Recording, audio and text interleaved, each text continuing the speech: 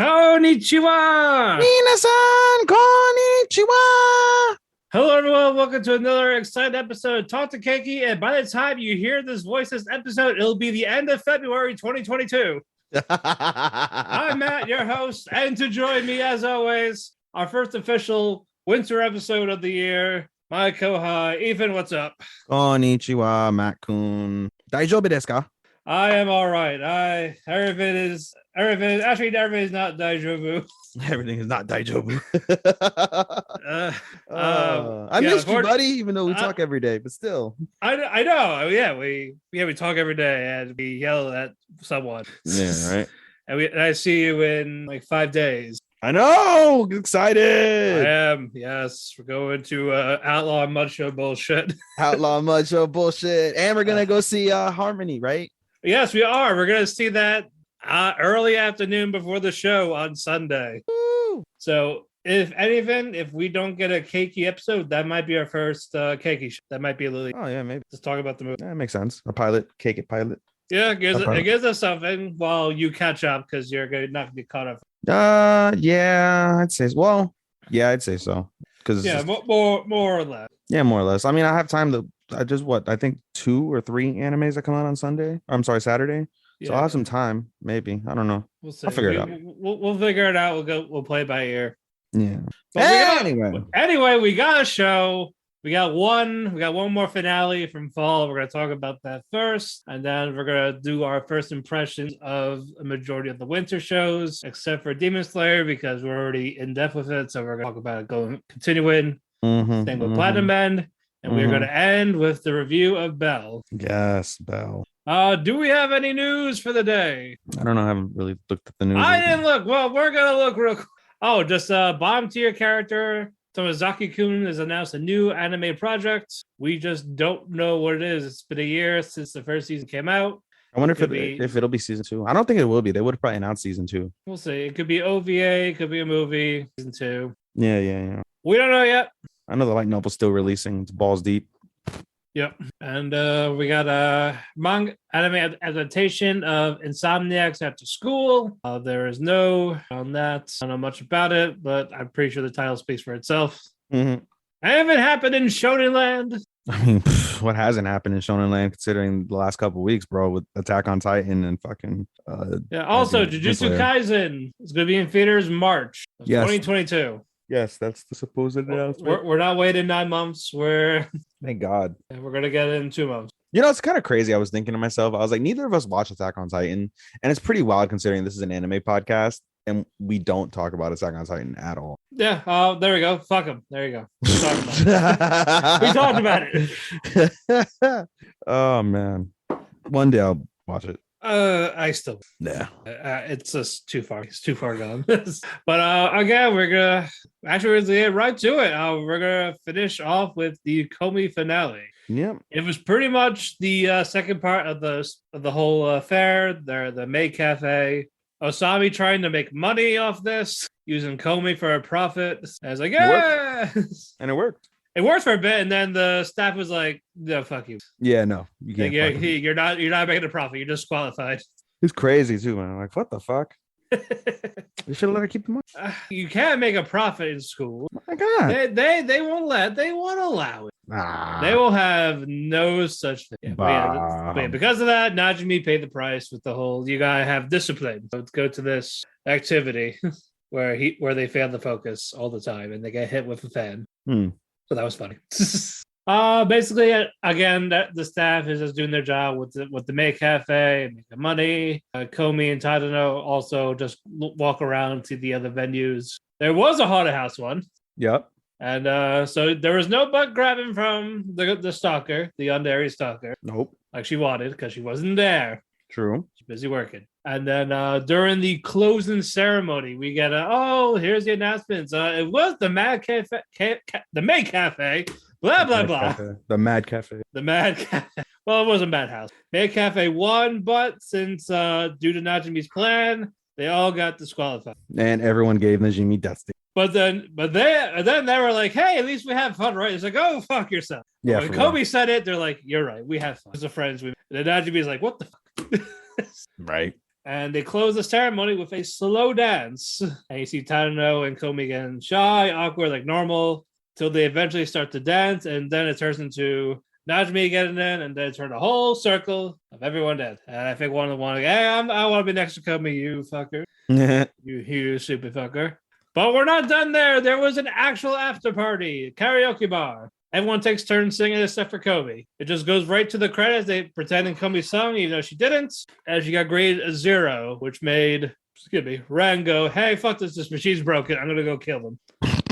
Like, how dare you give the goddess a 0? And Tadano, a fucking 90%, motherfuckers. And then they sing the OP song, and then we get an after credit. Komi standing in front of the camera, a sign. She gets nervous. First, like a to be continued. And you find out that's where we get the official announcement 2 for spring. Your thoughts? Meh. just meh. It was meh. Well, I enjoyed it. It was all right. I didn't hate it, but are you going to continue with season 2? Yeah, I always continue. I always continue on everything that I watch. All right, except for a couple things that I probably will never watch. Unless they're like really, really bad. But like literally back arrows. Like if they had a season 2 of back arrow, I am not watching. No one's gonna watch that. I will not. No one will. That's the only anime. I think you're sick. Yeah, you are. So what did you give it overall grade out of 5? 3 out of 5. All right, I gave it a. Well, I just you talked about your aggressive at the time where Kobe's personality became too much, so I got that. Yeah, I mean, it wouldn't surprise me in the least if season 2 is better, and if it is, then obviously I'll grade it as such. But like, I don't know, I feel like I have like a higher expectation for season 2, but at the same time, since I thought it was meh, I don't know, it's hard for me to have an expectation. Like I said, I'm still gonna watch it, obviously. It's not like I'm like, oh my god, I can't wait to fucking see it, Well, we'll find out. I'm pretty sure we'll get a trailer soon, especially coming out this quick all of a sudden. Yeah. All right. Platinum End. Jesus. Finally, we shit got real. We bashed it for the last 6 to 7 episodes, and now we get something. Oh, we got a lot. No one wants to pay. Your taxes go to them staying there. So no. But anyway, they agreed to a duel. Basically, how it works is they shoot. They can't fly up, but they could dodge, but that's stay in their spot. Yes. And keep in mind, by the way, this freaking duel is being like broadcast across the entirety of Japan by the kid who flew away. The screens, the televisions, home. Yeah. And the kid, it was done by the kid who flew away. And on top of that, the kid is really good because they can't pinpoint their location. They're being blocked. The government who's watching this on their recording is being blocked, and they can't pinpoint the location. Eventually they do, but they do it after it was over. But it's like too late. Yeah, it's too late. Yeah, which is crazy. But how all this works is though, if they miss, they have to step a meter or so closer, and this keeps happening. So one eventually gets hit with an arrow.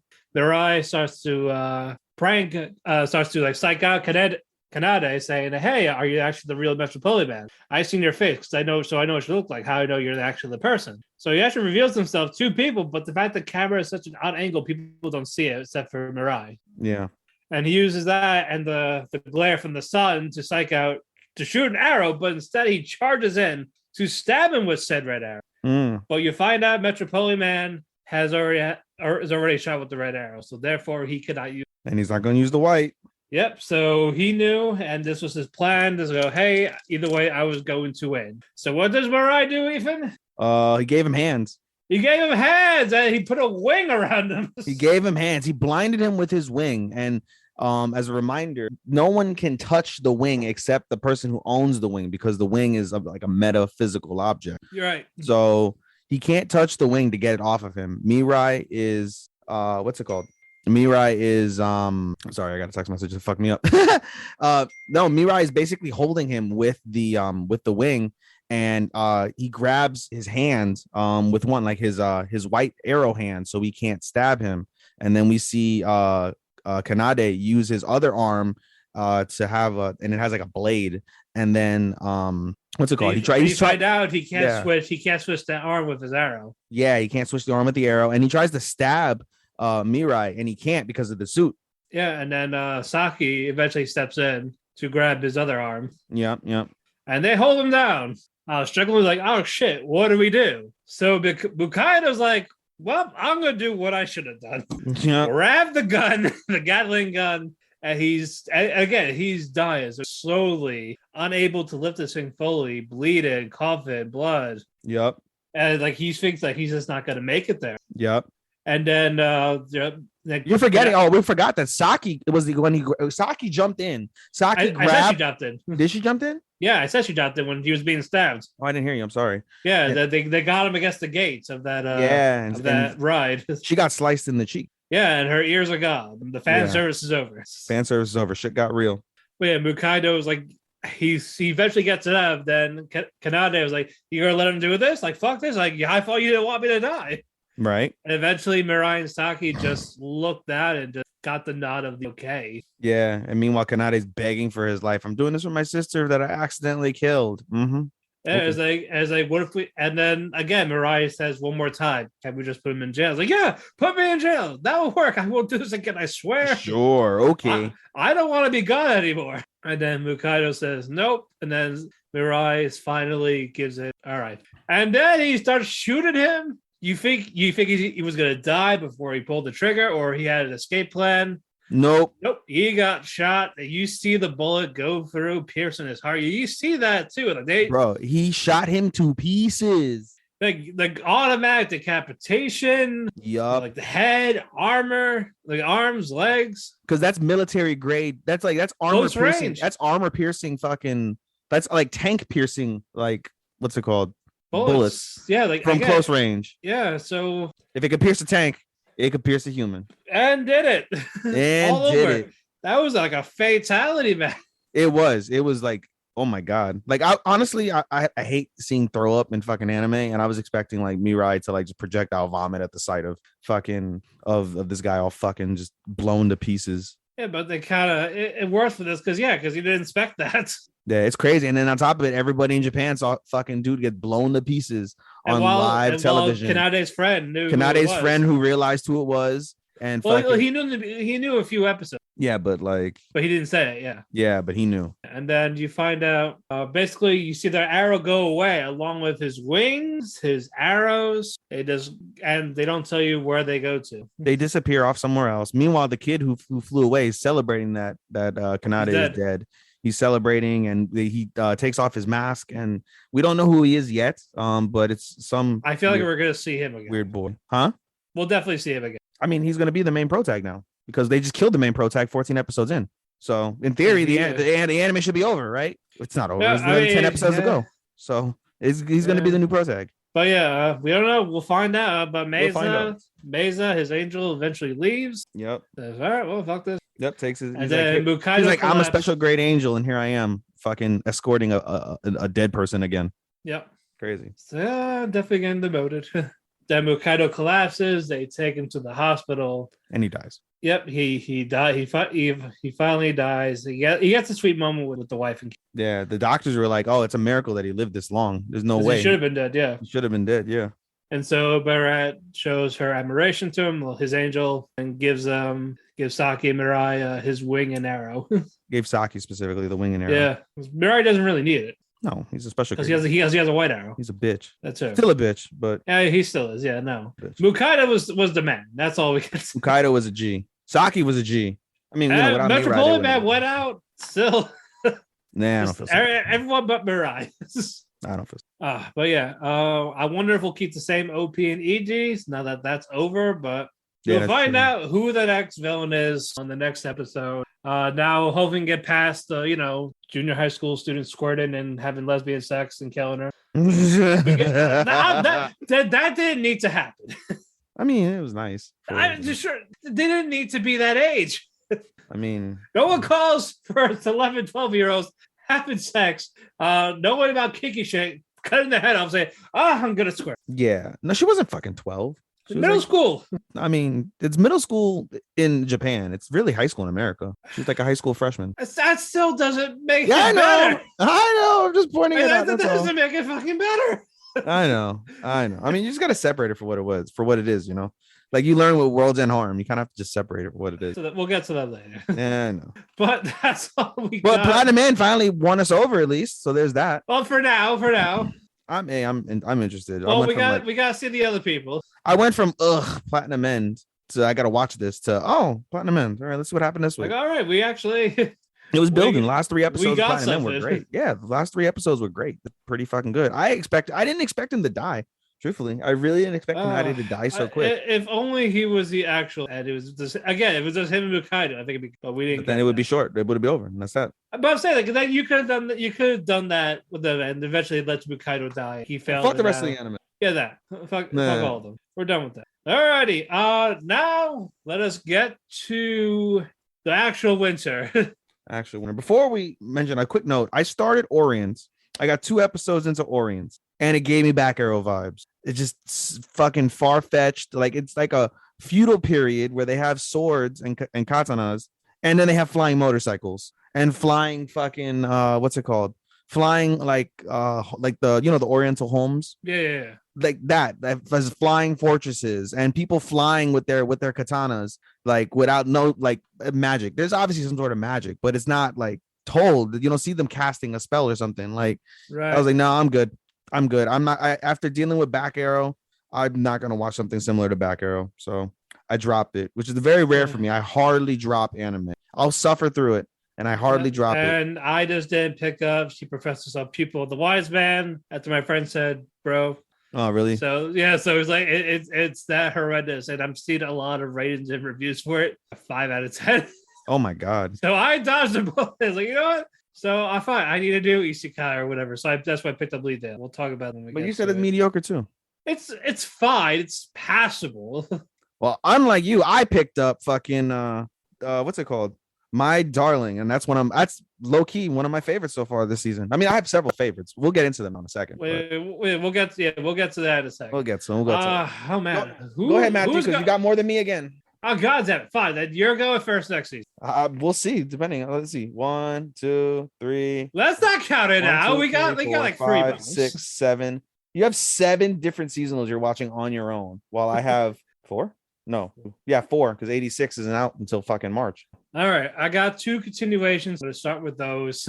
Yes. The small reviews. Lupin the Third, Part 6. We get to the story, and it's about Lupin's past. You find out more about where he grew up in the mansion to earn the Lupin name. Yeah. And there's a group of women that are like these new thieves that are saying Lupin is basically out of touch. She's now old man type of thing. And Lupin heard a quote from her, and it's like it was Lupin's mother who said this.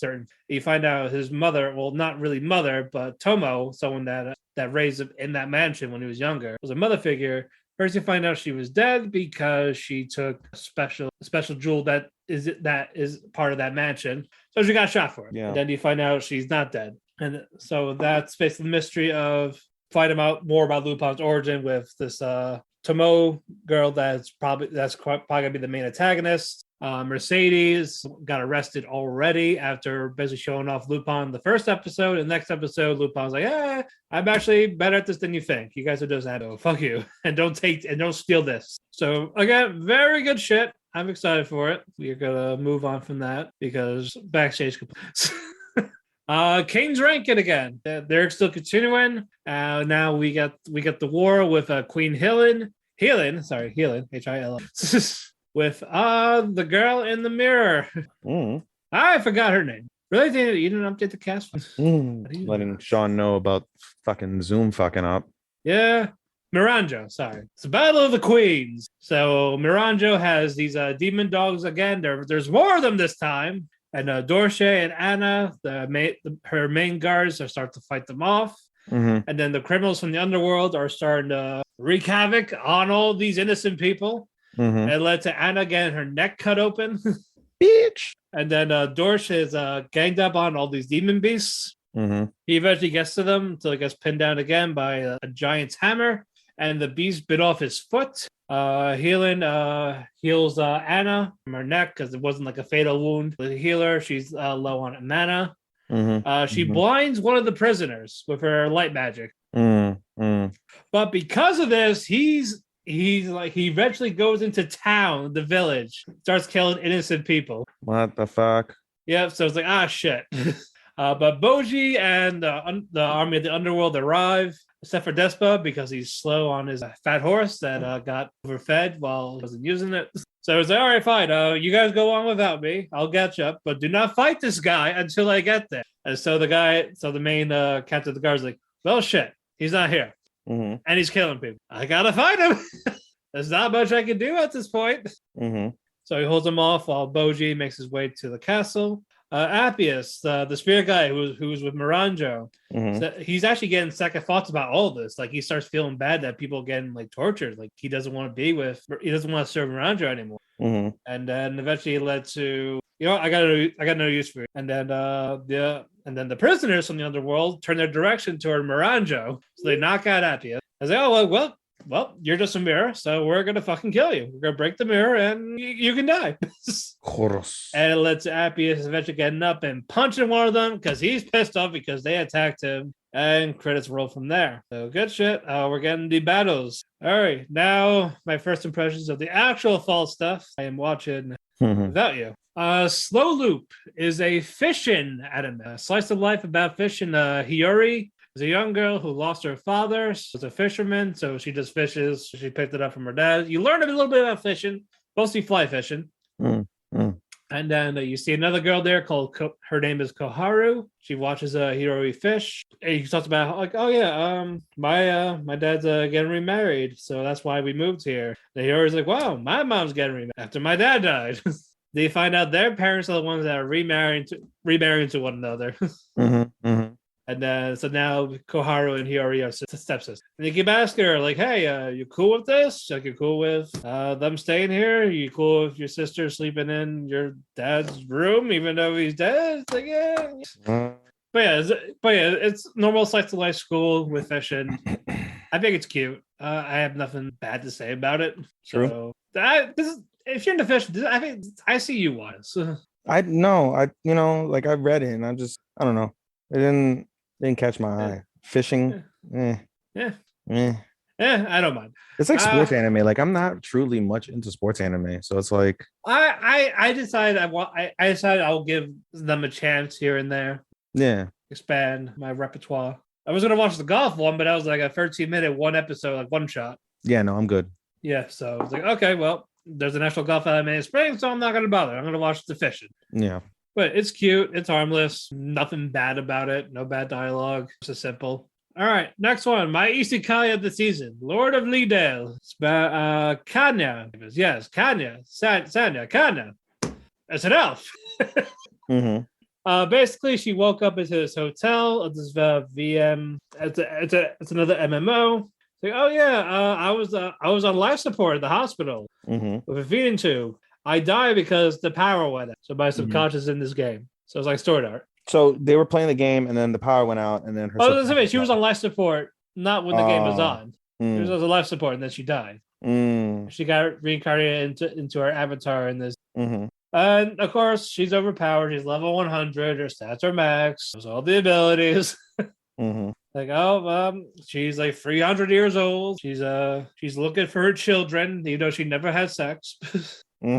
There's two of them are elves and one's a human, a dwarf, Kartaz, and he's a mama's boy. Because she eventually finds one of her kids in the second episode. It's like, and he doesn't like being pet. Well, he likes being pet in the head, but it's like he doesn't like his coworker. And then the other ones are Mai Mai and Scargo. Scargo looks like he has a mother. I'm getting you love your mom and her multi combo. But yeah, fantasy side, it's fine. It's not really catching me yet. I think I was right picking this over the other one though. I'm still not saying much, but it's not bad enough to get me to want to leave. I guess it's more of her trying to find her family and her life at this place after not really being on the game for X amount of time. It's just okay. All right. This was a last minute one. Doll's Frontline. I almost got into it, but then you're like, it's toasters with guns. And I was like, that's right. It's anime toasters with guns. I'm like, that doesn't sound too appealing. You know me, I'm not much into AI and fucking robots and shit. But I know you are, so this kind of falls down your alley. Yeah, that's right. I was like, you know what? Why not? It's in your genre. I get it. I'm not gonna say their names because fuck, it's like AK-47, MK-14, AR-93. Like, what the fuck? They can't even give them like names. M16, yeah, like, bruh, give them names. Is it hard to like? I get it's code names. It's doll names. Is it? But I'm not so hard to like Mika, Ruka, shit like that. Like, Hatsune Miku. like what the fuck, bro? Thankfully, it's not really fan servicing. So yeah, well, I was hoping Doll's Frontline would kind of be similar to when I saw the God damn it, I forget what it's called now. 86. No, there's one that has to do with doll. Oh, fuck, I'm forgetting. It came out in like late 2020, and I love the shit out of it. I'm gonna look it up really because I love. You're gonna look it up while I talk about it. Real quick. Yeah, go ahead. Basically, World War III happened. They use these tactical dolls, but Assault Lily. Oh, okay. I love the Salt Lily, and it basically it's girls with guns, a little more fan servicey, but nothing egregious in any way. Okay. And so I was hoping it would be more like that, but from what I've heard, it's not. But no, it's just a seller game. It's like Tacto P, buy your game. Yeah. And doll woman to sell it. But yeah, one of them went rogue, so she controls certain type of dolls for rebellion, and while these ones are trying to fight them off. That's all basically. It's a war anime. It's not bad. I like some of the dolls so far. Yeah, sure. Yeah, M4A1 is the leader. I had to make sure. They all specialize in certain guns, certain tactical stuff, and then you got two human commanders, Gentane and Kalina, just started out. But yeah, I'm gonna keep giving this a watch. It's just okay so far. But again, guns and droids. That's all you need. Right. That's all there is to it. If you like both of those things, then you just watch it for just that. You don't need anything else. Moving on. Okay. Oh wow, I got you. I told you. Yeah, because you added one to yours. That's fine. Akebi sailor uniform. This is fucking gorgeous. Animation is beautiful. So that's my contender for animation of this. Oh my god. It just hits differently. It's a shade in the color of it. It's breathtaking. Premise of this is it's an all-girls school. Akebi wants to join the school because she wants to wear the sailor uniform. See, when I heard that premise, I was just like, meh. Like, yeah, I like slices of life, and that just seems so weak. Meh. Yeah, good. And you find out she wants to wear it because there's an idol she follows on TV that wore that. I was like, oh, I want to wear that. We look cute in that. And she gets accepted to school, the outfit. But you find out they don't wear those uniforms anymore. It's only blazers. So I was like, well, fuck. And then it led to her being depressed. And then her sister, I got to the point where she got up and smacked her on the ass. Yes. Say, fuck you. You're not cool anymore. We're not wearing it because you want to wear a blazer, even though your mom made you this awesome outfit. They even said you can wear it.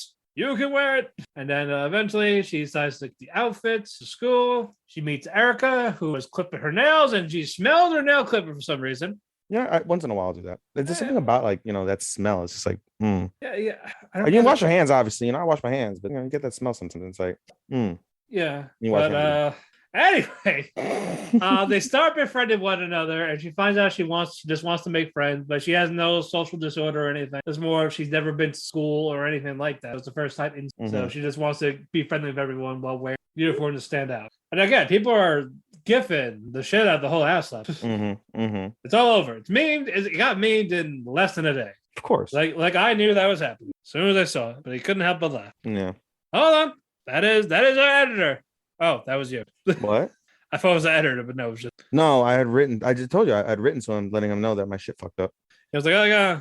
It's just Ethan. He's probably doing the jerk off motion right now. Like, you motherfuckers, me. Yeah. Fuck you. But anyway, during the second episode, she starts talking to a couple of other kids. One pulls pranks on her, like, hey, yeah, you should make a fool of yourself in front of us right now. All the cool kids are doing it. But it's just more cute shit. Just her trying to get friends. We just friends before. Just no anxiety this time. Just a normal, crazy, hyper girl, and just a different uniform. So I like it. Again, animation's fantastic. I'm also watching for that. But I'm sure it'll grow on me. I have no doubt it will. Alrighty, finally, the main event for mine. Case Study of Vanitas Part 2. Yes. We are back. Your baby. Yeah, my baby. My anime of... Hold on. I don't care about the episode. It was fall, right? It was fall. Summer. Right? No, it was my anime of summer.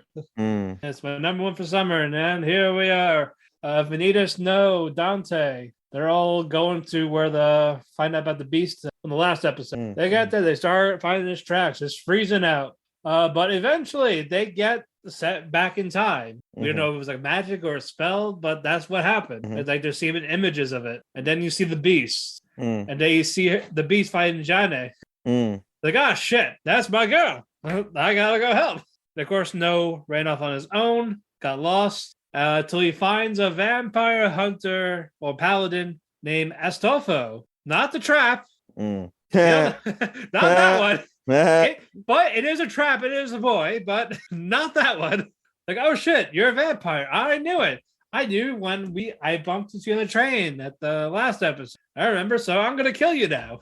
Eventually, he tries to get No, runs away. He meets up with Vanitas again. Vanitas tells No, like, hey, don't have Jenna kill the wolf for the love of God. We need it, especially if we want to break its curse. I'll deal with your problem here. So what does Vanitas do? He mocks Astolfo. Like, oh, I heard about this great paladin, but no, he's not rolling. He's not the best guy. Oh, what a great girl. Oh, wait, what's that? It's not a girl. It's a guy. Nani? So he starts doing it in a mocking tone, and it pisses him off.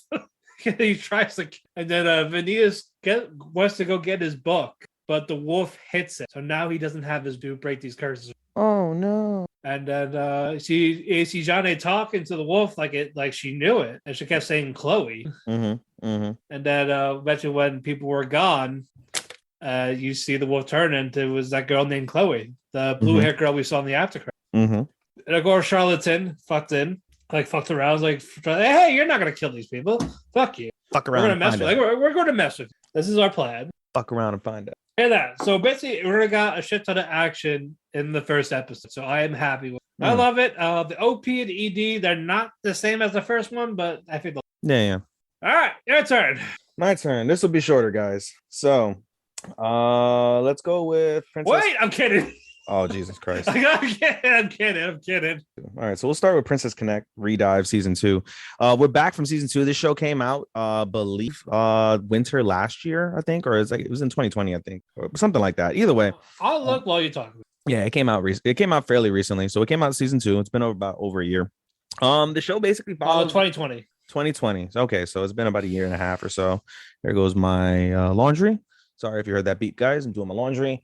So Princess Connect Dive Season 2, we're back. The Gourmet Guild is back, and they are on new adventures with everyone to try and eat a lot of tasty foods and go on adventures. We have the main, I guess you can call it the main story, or the main mystery rather, between Carol and her queen, as well as the mystery of Yuki and why he is a special needs kid. Basically, he's not literally special needs. He has amnesia, but he acts like a special needs kid. So it's super hilarious. I watch it because it is, I believe, the director of Konosuba is the one who came up with it. So when I first heard it, I was like, oh, director Konosuba, this is awesome. And then it's kind of the shits. I can't even lie. Like, the story itself is kind of shitty, I'll be honest. I watch it because the animation's really nice, and when there is action, the action is really, really dope. The first episode of Season 2 of Princess Connect was stupendously animated. It was very, very nice, funny as well. Had some funny moments with Yuki getting attacked by a couple dogs, as well as the gang eating a poisonous animal and puking rainbows. So that was interesting. But it's got, some nice stories as a whole. The episode 2 came out today as we record, and that is, hey, Sean said K. Yeah, nice. Anyway, so episode 2 came out today, and basically that one follows as Carol goes to report to the queen that her story, and she's aware of the fact that Carol has basically kind of betrayed the queen already, and Carol is fearful for her life, but the queen says that she forgives her and has her complete a mission for her along with someone else. I forget her name, but basically they kill these like shadows that the queen lost control of, that basically collect souls for the queen, but she lost control, so now they just kill humans aimlessly. So Carol and them kill them as well, and we get a story with what's called some idols who end up fighting and stuff like that. It's really random, but at the same time it's entertaining in its own way, so it'll be all right. I can already tell you guys, I doubt this gets higher than a 3, so it'll be like a 3 out of 5. That's basically the bar, and it's probably going to get stuck there. So I'll let you guys. Next one I'm looking at is actually, before I continue, I should do Boruto. I should have done with you, started with Boruto, because that's my seasonal. All right, go ahead. Yeah, let me just go back to Boruto real quick, since that's my seasonal continuation. last couple episodes have been all right. Basically we see I don't even remember what the fuck the last episode, 231, I don't remember. 232 though basically follows Denki ends up having to do a special mission. He's requested by Katatsuke and to transport these autonomous puppets to the land of water, because the land of water basically found a gold mine recently and they're having to like dig it out and stuff. So these autonomous robots, they find gold and they help with the digging and relieve the danger from the miners that are there in the shaft. And so they make their journey, they do their journey, they make it there, and they Denki gives an example of the what's it called, of the autonomous puppets working, and everyone's like, ooh, it's crazy. But then of course basically there were a couple bandits there that were stealing the gold, and so they basically saw like the jig is up, they can't steal the gold anymore. They took one of the chief's hostages and they trapped team 5 in the gold mine and sealed the air vent so they would basically die. And they basically escaped after they let the chief go. Denki uses his brain as well as his technology to basically find a part of the mine that they can drill that won't collapse, but will lead them out. And so they manage to escape the mine. They go after the guys, and then basically between Iwabe using his like stone hammer to destroy one of the engines, because they basically got on like a speeder boat and were trying to drive away. And Denki used the 2 of the robots, I guess autonomous arms, to basically hold the boat back. And then Iwabe uses his stone hammer, destroys the engine, and then they basically pull the boat back to shore. And then Iwabe and Metal Lee, they basically finish off the enemies and they retrieve the gold, capture them, and all's well that ends well. Simple, but you know, it was all right. So it's cool to see Denki. In any case, that's boring. Moving on. The next anime that I'm watching is by myself is Strongest Sage. I like Strongest Sage. For those who like animes with OP characters, The World's Strongest Sage is definitely probably the type of anime that you want to see. So the story follows basically a sage. I mean, again, he's a really powerful sage, but he kind of reaches his limit. Like he's capped out. He's like, all right, I can't get any better. And so he basically says, in order to get to where I need to get these crests. Oh, let me back up. So basically in that sage's world, you're born with magical crests like on your hands, and they determine the type of thing you are.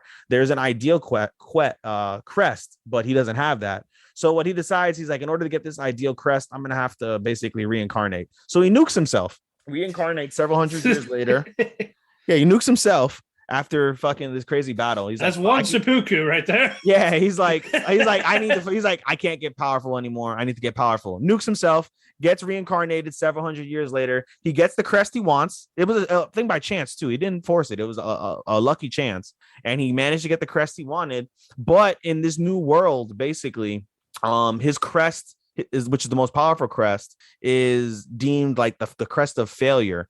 And basically all of his old like teachings and stuff have all gone away. And we find out later what the cause of that is. And so basically the story is where he's OP as shit, but he's basically labeled a failure, even though he's still OP as shit compared to everybody. And so the story follows him as he tries to basically restore his old realm. But basically he gets his OP powers, he gets to be OP, and he's trying to basically change the world back to the way it was beforehand, eliminating demons and, you know, establishing magic law and things of that nature. So the first couple episodes, it's been pretty fun. The story's pretty decent. There's a little bit of a love story going on with the main character and one of the girls as well. I'll let you know who the main character, his name is Matthias. He was originally called Gaius, and he goes by the name Matthias now. Strongest sage. The strongest sage. Super Mario Brothers. Yes, the strongest sage with the weakest crest. So yes, he's now Matthias Hildensteimer, German name. So Matthias, he's now Matthias. He used to be Gaius,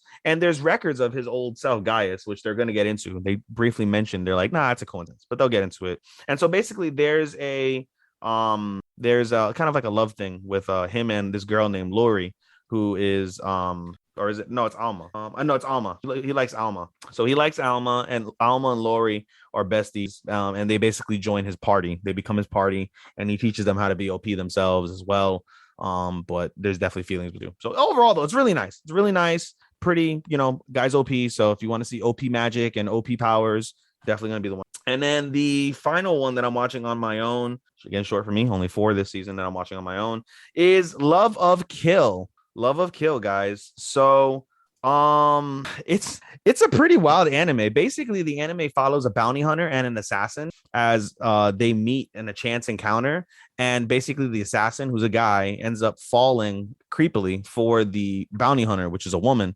Over the course of the episode, basically, we find out that one of the bounties that she has to do is basically the guy. The guy has like over like 20 bounties on his head, and she basically has the ability to take him down. But he again creepily falls for her, and he's pretty creepy when he does it, but you know, he means well. And you basically see them as they kill people until they get to that point. And then eventually we find out basically that the bounty hunter starts working with the assassin to keep him from getting killed, and in the process I guess they fall for each other.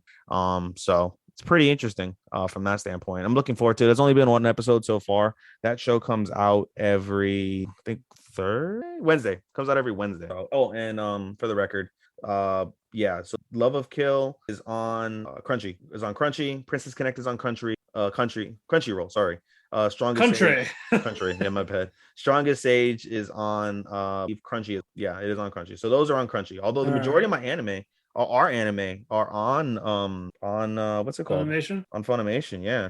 Yeah, Sailor Uniform, Dolls Frontline, Vanitas. It's Crunchyroll also, but there's Slow Loop. Yeah. Yeah, they are Funimation exclusives. Yeah. So is Rose King. Yeah, Rose King, Sasaki to Miyano, and Realist Hero and Genius Prince. They're all on Funimation. And Dress Up Darling is on Funimation and Crunchy as well. That's those simulcasted ones. We'll get into those momentarily. But in any case, so Love of Kill, pretty cool. It's an adult love story. They're adults. They go around killing each other. It's not an isekai. It's a real world shit. They're killing people around Japan. So if you like a lot of gore and violence and a love story, hey, this is for you. Very good. All righty. Oh, fuck. Okay. Now we're going to get to the ones we are watching together. That's about a good 7 of them. Ooh. What do you want to start with? Let's start with the elephant in the room. Let's start with fucking World's End Harem. Oh, so 8. Sorry. What's the 8th one? No, that was the 8th one. Was it? What did the 7? Wait, well, I got that. Rose King. I have 7. There's 7 here. Genius Prince, Realist Hero. Hold on. There's 7. You can't count anymore? Damn, we didn't do a show for 2 weeks and you can't Harem, Rose King, Tokyo, Prince, Realist Hero, and Sasaki, and Dress Up, and Demon Slayer. Oh, yeah. Oh, we didn't do Demon Slayer, did we? No, we'll save that for before Belle. All right. Alrighty, which one are we talking about? Oh yeah, World's End. Yeah. What the fuck? Fucking Crunchyroll. God damn it. I don't know, it's because of Sony and they bought them. I don't know, dude, but I mean the uncensored version is out and it's fucking amazing. Yeah, but you have to pirate it to find it. Not amazing. I'm very surprised. Like I wrote you before in our group chat. I'm very surprised that High Dive, they have a lot of ecchi and a lot of uncensored ecchi at that. Yeah, they have fucking Redo the Healer on there. They have Redo the Healer. And it's not the uncensored Redo Healer, but it's like the middle version. It's close enough. Yeah, they have the middle version of Redo Healer. Well, basically, like you can see like the outlines of shit and it's like whited out, but it still maintains a shape. It's just whited. That's like, you know, I understand censorship, right? Because I've seen Peter Grill on Crunchyroll. And Peter Grill, they did a decent job of I know, but Peter Grill, at least, you know, there was it was not black scribble on the entire screen. It was not that. On the breasts, on the thighs, the butt. Like, you can't see no shape. It's just literally like, oh, there's your face. And then black. Like, what? It's like, well, gosh, pal, cut it out. They even black scribbled under boob. What?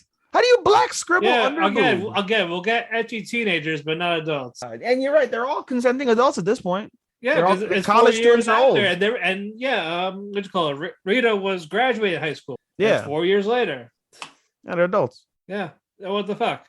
Basically, and he doesn't want to have sex with them because he has his love. What's her name again? Who gives a fuck? Is it Emily or something like that? Because it's not Mira, it's a clone. Yeah, it's Arisa. Arisa? That's his childhood love. Yes, Arisa, and she's not. She left that. The MC, by the way, his name is Reito. Or Mizuhara. Yeah.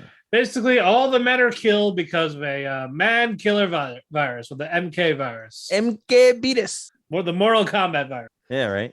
Yes, they're all showing their toxic masculinity for Mortal Kombat, and they fucking kill each other. That's what happened. That was the real virus. So basically, they have to repopulate. And it's like, nah, man, I'm a virgin forever. I have God and anime on my side. You know what I wonder? Remember, this anime was delayed last minute. Was it delayed so they can like do extra scribble? Yes. Had to be, right? Yeah. Like, well, Palace too, actually. Start over. Scribble. Scribble. Pencils. That's it. He grabbed the pencil, started scribbling it. Blew the. God damn. God damn. I will say, Mira's hot. The clone. Oh, she is. Her white very eyebrows. I just wish we see it. Her white eyelashes are like kind of off-putting, but everything. And we find out basically that she was made because of Ariza. Yeah, like, hey, we made you so you could fuck him.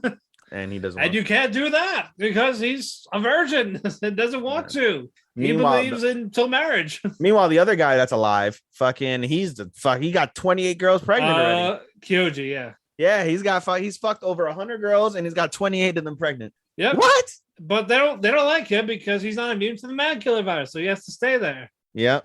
And they're getting ready for the third one. And you find out the nurse is this tall giant woman and his bodyguard's a midget.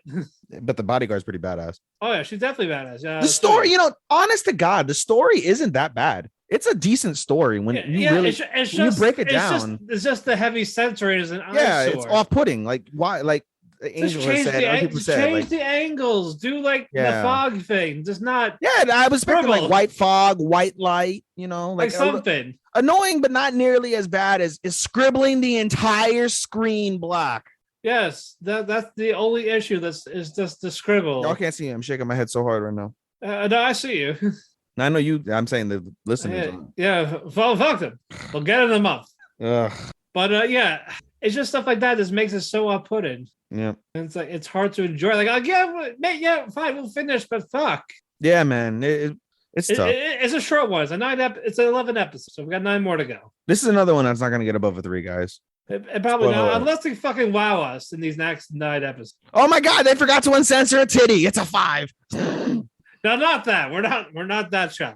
No, I've seen it. Just be fucking good. I want to see pictures of unedited episode 2.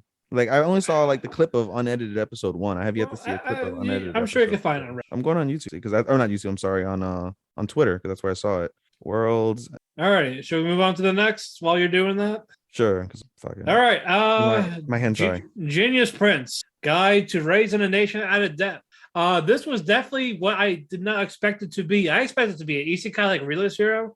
Yeah, and it's not. And it's not. No, it's just a guy. Wine Arbalist. I guess the prince's name. Wine Selma Arbalist. Wiener. It's really Wayne. It's a different way to spell Wayne. Well, Ween. We'll call him Ween for Weenie. Yes, Weenie Hut Jr. Weenie Hut Jr. Because his assistant is already best girl. Yeah, right. Did him? Yeah. Speak like a cat all the time. Like I'll help, but you gotta speak like a cat. Act like a cat for me. Hi, meow. Yes, it's like basically he wants to get rid of his kingdom to just retire, go away because it's a mess. So he's willing to just commit treason to get rid of it. And this is more of a comedy fantasy. It's not an isekai, so I'm kind of glad for that. There's nothing wrong with just having a fantasy world, just not how someone died. I'm reading a little bit more about the plot. They have a battle, and wasn't he hoping to lose that battle? But it turns out he won. Yeah, this whole time he's like hoping like I'm gonna lose, like fuck this kingdom, fuck. So like he just wants to be taken a prisoner. He just wants nothing to do with this. Yep. But turns out his army's actually good. So it's like, what the fuck? I waited. It's like, why? Oh god, got the hiccups. You talk. No, I'm trying to find the fucking uncensored Worlds in Harm, and I'm not finding it. He's got the priorities, people. Like we gotta show it. He was like, but nah, anime titties. Yeah, bro. Hold on, man. Yada. I'm not finding nothing. I'm just seeing people bitch about how fucking censorship, and some of these things are funny. Like it was funny. It's like the anime of like where thoughts and simps get together and can't coexist or some shit. It's funny, but It's captivating. That's why we're still watching World's End Harm. Yes, because it's fucking. That's the reason why we're still just to see the difference. It's ridiculous. Yes. Anyway, what's it called? Genius Prince. Like you said, I really liked it. I laughed a lot during the first episode. Yeah, it's not exactly what we expected it to be. We expected him to be like this hero, trying to get him out of poverty. That was just fuck these people. No, he's just like, bro. It's like every time he wants to do the opposite of his job, he succeeds. Yeah, and that's fucking hilarious. And this shouldn't work. Yeah. So I think we're gonna be in a fun ride. It's a good comedy. It's a good comedy so far. Yeah, so we definitely got some laughs. So we already got one of our best girls so far. Yes. I love her outfits. Yeah, it is. It's pretty sexy. She's legal. We can say it. Yeah, we can, people. We can. Yes, we can. Adults. About fucking time. All right, now this one, Requiem of the Rose King. This is very interesting. This has like a dark, twisted ordeal. It's based off of a Shakespeare play. Yeah, so. Henry VI. Yeah, man. It's with Richard. Very unique. It is very unique. And it's a shoujo, nonetheless. Is it? Well, is it? In the demo, yeah, it's a shoujo. Oh. Yeah. But basically, Richard is hated by his family, especially his mother. No, he's hated by his mother. The rest of his family don't hate him. His father loves him. His brother. He can't do this without him. Apparently, Edward. Yeah, he's got a daddy complex. Yeah. They have a daddy complex because he calls himself a him, so I guess it's a him. It's the intersex has both. All right, I'm going to talk about that real quick. Yeah. Basically, Richard is an intersex. He's got titties and a cock. Yeah, he has the anatomy of both male and female, but he still goes by him. Is it like the hentais where they have like the dick and the pussy? That's hermaphrodite. Yeah, but we know the extent of what he has tits and a dick. We found out in episode 2. Like, what are you? When they basically tried to say, she's a girl. So because of this, the mother calls him like a demon because of this. Yes. So even Richard's convinced he's a boy. Still goes by that pronoun despite all this. Joan of Arc is apparently a twisted villain almost. We haven't seen Joan of Arc yet. In the first episode. Did we? In one of his dreams with Henry. Sounds like she's like has like this hold of him, like some type of possession. That's the talking witch in the forest. Yeah, that's Joan of Arc. Oh, I didn't realize that. Yeah. Oh. Yeah, it's about Richard and Henry VI who were like trying to get along. It looks like they're trying to be friends. I get yaoi vibes or Yuri vibes, or I don't know how you want to. I don't know. I get those vibes though. Yeah, and apparently Richard's gonna be a twisted fuck when he gets older. Apparently. Yeah, but basically it's a war of the roses. Edward and Lancaster and Edward of York. Richard is the son of the Lancaster, while Henry is the son of the York. Oh, what's it called? Richard's father is also Richard. He's a junior. Oh, okay. Yeah. Edward is his brother. Okay. Sorry. Richard, Duke of York. Yes. Okay, because we got the Lancaster and York, so Edward's okay. Yeah. My bad, people. Go men. Fuck. Not go women to Matt. Go men. Shut up.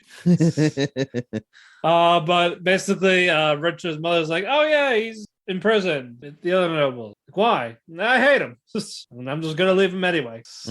But yeah, what are your thoughts? Instead of those dark vibes. It is very dark. I've got, like I said, when I see the interactions between Richard and Henry, I get like gay vibes. Yeah, I get gay vibes. It's fine. We're all, that's cool. But it's very dark. It's very unique. And I like it very much. It's nothing from what I can think that I've seen in all the time that I've watched anime, in the four plus years that I've been watching anime. Like, it's crazy. Speaking of which, you know what? It just dawned on me. Tomorrow is my 4-year anniversary from becoming an otaku. Mazel tov. January. It was, I don't remember the exact date, but it was around like the 3rd week of January of 2018. This week. And in any case, though, this is way different from what I've seen, but it's captivating. I like it very much. I just feel bad for Richard. I do feel bad for Richard. I agree. I feel bad for Richard. I don't know, man. Like I'm captivated by it because of how unique it is. It's dark. The animation. I just want to know more about Richard. Yeah, the animation is done nice. It's based off of a Shakespearean play, and you get that vibe. I honestly, in all sincerity, when I watch this show, I want there to be a dub. I think I would watch this in a dub. because you will get those Shakespeare vibes. Dude, like I would hope that for the dub they cast British people or people that do good British accents, because that could be done quite we only need fucking Chris Sabat and everything. I don't know any of their names, but I would want to watch it with British people because I would get that. And 100%. Yeah, dude. But no, I recommend it because of how unique it is. You know what I'm saying? Like it's not. And if you love Shakespearean plays or just a history, supernatural vibe. Yeah. And I like, it's one of my low key likes is theater. My cousins do theater. They've done plays and musicals and things of that nature. So I enjoy watching things like that. When I go to New York, I normally try to go see a Broadway. I won't be able to this time around, but I normally try to go see a Broadway when I'm in the city. And just I appreciate the theatrical nature of it very much, just from my personal self, which is why I'm so intrigued with it as well. So how'd you feel about Richard's father dying in the second episode? I mean, it was to be expected, but at the same time, I was more creeped out by the fact that he kissed his father's decapitated head on the lip. Yeah, that was like kind of off-putting. Like I get it. He thought of the story of like the mistletoe. He basically told him the story of mistletoe, and that's why he kissed his father. And his father told him like, I'm the first person you're gonna kiss, which is interesting considering like he treats him as a son. But that's that's a feminine type of thing. You know what I'm saying? These are weird relationship vibes. So it is very weird. But I don't know. It's just like I said, the whole show is captivating, and I appreciate that, and it makes me want to watch it. It's not going to be my favorite of the season. I know that much, but I'm going to give it credit. It's still we're still 2 episodes in. It's not. I already know what it's not. But I implore people to watch it because of how unique it. You won't find a more unique anime in the last several seasons. You know what I'm saying? Well, I'm sure Odd Taxi is unique in its own way. So it's up there in terms of unique anime for sure. Right. You know what I mean? It's not no Beastars or an Odd Taxi with animals. So it's not unique in that nature, but in terms of subject matter, execution, and all the other things you would look for in an anime, quite unique. Wait, moving on. One you guys are all familiar with, Realist Hero. Season part 2 came back. Part two is it's not seasons. Part 2. I say it came back. It did, yes. It's basically so far it was a negotiation. It's good. I'm captivated by it. I'm very captivated by it. Yeah, again, not a whole lot has happened these first 2 episodes, but they're still interested, like the conversations during this whole peace treaty. Yeah, I like Alicia getting jealous. Yeah, she does. That was cute. It was cute. And Aisha also. Yeah, it was cute. Basically, we picked up where we left off. The guy's like, "Hey, I want my kingdom that you guys took away from me. You can fuck off and die." And it's like, "Yeah, you can fuck off. You were a traitor. You broke the treaty. Okay, fine, but they don't like you. They didn't like you guys." Right. Like there's actually people there. They're making money. Right. Like it's private. It's a private country. And they're gonna go back to you. Are you gonna keep that up, or are you gonna go back to the way you were? They're like, oh yeah, well, they know us. They like us. Like, do they? Do they know? Yeah, it's like, do they really? No, fuck you. So we're not giving it up. Eat a dick. And then Jenna's like, fine, you leave. I'll talk. And get his conversations, and yeah, Kazuya is still not budging. Yep. Like that, no, I stand by this. And we find out about the Demon Lord's name. Divoldi. Divolbo? It's like Diwali or something. Devalroy. It's like Devalroy or something. Yeah. Devalroy. Pretty much. And the crazy part is that fucking that Soma's heard that name before, and he's like trying to think where to hear, and he causes himself to pass out from exhaustion because that negotiation that they had took them until the crack of dawn. So they were basically up for like a whole 24 hours trying to negotiate, and they were like, oh, look at the time. And then as he was thinking about it, he's exhausted and he passes out basically. And Alicia tells the maid like, hey, show Jean her guest room and we'll pick this up tomorrow. Okay, no problem. And then Soma's like, like, hey, I can just sleep in the office. And Alicia's like, no, you're gonna sleep in a bed. And she puts him to sit down, so he sits down next to her, and she pulls him in. She's like, I don't know what it is, but when you're exhausted, it makes me want to pamper you. And I thought that was so fucking adorable. Yeah. And he basically gets pampered to sleep, and I was like, that's fucking cute, bro. Also, I love the whole hey, how about you give up the throw, give it back to the guy, you do another one with my sister, you guys mate, you guys have kids, and fuck everyone else. Right. And Alicia's like, oh hell no, you see, he's precious to instead of saying The herself. kingdom. Like, he's like, to the kingdom. And then Kazuya's like, all right, girl, calm down. This ain't happening. Don't worry. And Aisha's like, no, don't you get No, there. he didn't even look at her. Just like, all right, you put your sword away. Yeah, he's like, put your sword away now. And she's like, you're being mean. I'm glad there's a little bit of humor now. I like, another thing I like seeing Soma, what's it called? Be serious. Yeah. Like, I like serious Soma. Serious Soma is like, it is interesting in his own way. I still hear Subaru and Right. I love the VA, so Yeah. But no, again, I'm glad we picked up where we left off. No time gap or anything. It was continuing on. Yeah. Will we see Rora, the merchant girl? She's like in those two OPs, but you don't really see her interaction. Will she see Kazuya season 2? She fucking better. Or else she's just a background character. But no, I'm glad this is really good. Hopefully we'll see more improvements compared to part 1. All right, you ready for some parkour, Ethan? Yes, I am. Tokyo 24 Forward. Yes. We got parkour the anime, but basically. It's so interesting. This is also our only original anime for this season. It is. Is it? I don't know. Yeah, no, it is. Well, for me. I don't know about you. I don't know. Cloverworks with having 3 animes in one season was bad last time, but so far they've been good. I mean, season 1 of Promised Neverland didn't start out that bad. Or episode 1, sorry. Episode 1 of Promised Neverland season 2 didn't start bad. Yeah, but I'm talking about that, the Wonder Egg, and the Rush of Horimiya. And all 3 episodes 1 and 2 were pretty decent. Yeah, and then again, but hopefully they keep. We'll see after the quarter mark. And the quarter mark is when we'll know how much. What's going to happen? Either we bail or just keep. Well, what's interesting? We mentioned that, right?